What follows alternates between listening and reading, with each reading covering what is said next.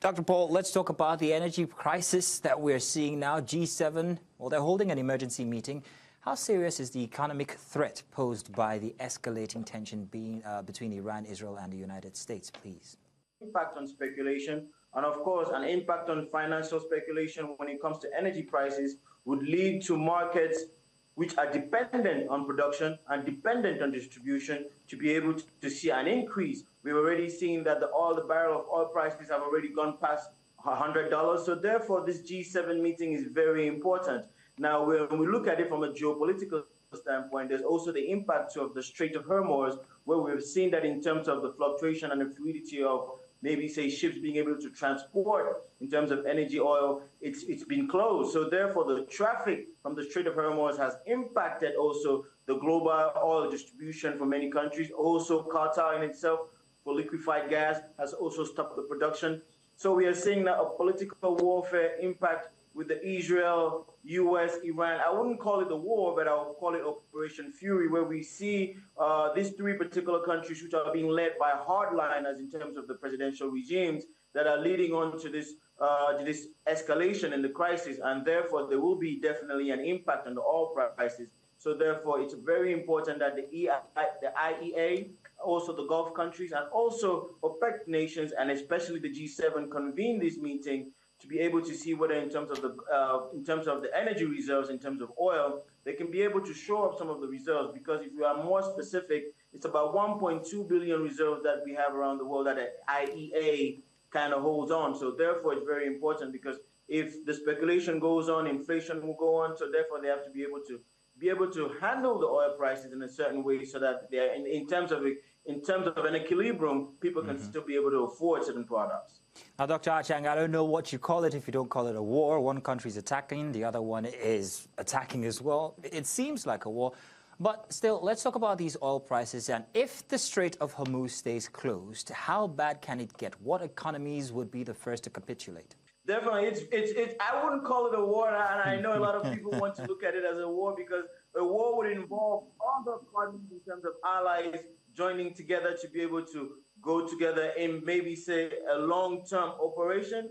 But where we see right now with the operation in Iran, nobody knows short-term, long-term what the objectives are. The Strait of Hormuz has been closed for about a week. The traffic has been very limited. So therefore, there will be a huge impact on petroleum-dependent countries, a lot of them in Africa, a lot of them also in Europe. And so definitely you will spike an inflation in terms of distribution and the speculation of the prices. And that's very dangerous, because it will impact the non-oil economic revenues or activities which we see throughout different countries.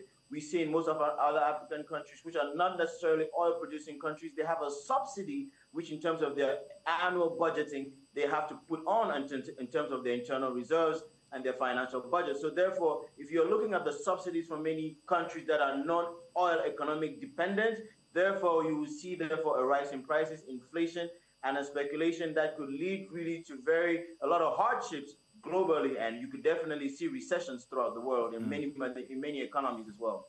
Dr. Chang, could you tell us about the International Energy Agency? They've said that they're considering releasing strategic petroleum reserves. Exactly how is that going to help the situation currently? Will it stabilize oil prices? Definitely. The intent of that particular action is actually to be able to stabilize the oil prices all around the world. So basically, there are about 300 to 400 million barrels of oil that they will try to inject into the economies. Definitely that in terms of the stock, it's about 1.2 billion in terms of barrels of oil that are reserved by the IEA. Now releasing about 300 to 400 is about 25% of that stock. So it will definitely stabilize the oil prices all around the world before we would see that, to give enough time for the Gulf producing countries, because what has happened is they've cut their production. So once they cut their productions, definitely in terms of distribution, the prices have to go up. Okay. So by injecting these reserves into the world market, it will stabilize a lot of the world market prices as well.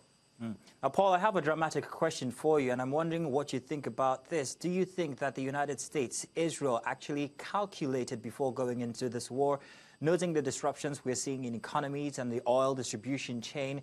If they did, what exactly is their end game here?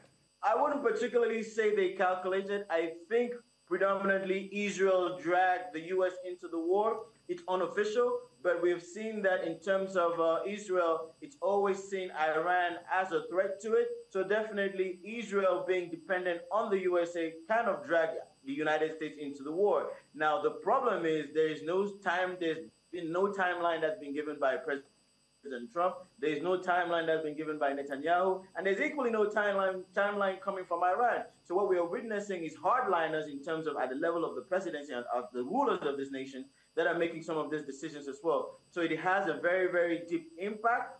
Hopefully, we would see some negotiations with Khamenei, the younger Khamenei, who is equally a hardliner. Hopefully, we will see some negotiations that would lead to more fruitful talks to be able to stop this operation, allowing more for stabilization in terms of the impact, in terms of the non-oil economic activities for countries within the Gulf region, and equally for countries also dependent on countries in terms of oil production. So therefore, it's unfortunate we are at a particular crisis where some people think it's a prelude to World War III. But from a geopolitical standpoint, I think we have three in which it's a crisis, a war crisis, not a war crisis, but an operational crisis where we have three hardline regimes that do not want to sit on the table to be able to talk to each other. And therefore, you would need a fourth party, which is more diplomatic, to be able to bring all the hardliners to be able to sit on the table. Because the unfortunate part is, at this particular point, none of them trust each other.